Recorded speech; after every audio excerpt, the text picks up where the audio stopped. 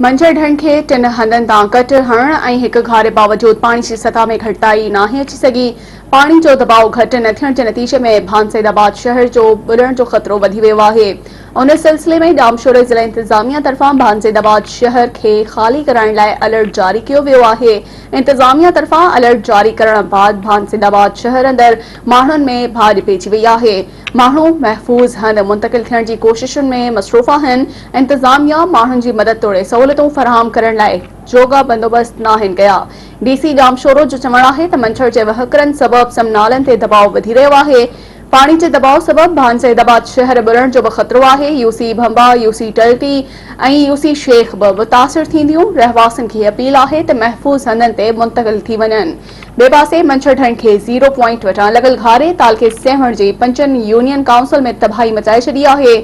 मंझर ढंढ जे पाणी लाड़काणो ऐं सहवण इंडस हाईवे खे बि पंहिंजी लपेट में आणे छॾियो, जंहिं सबबि रोड ट्रैफ़िक लाइ बंदि थी वियो आहे।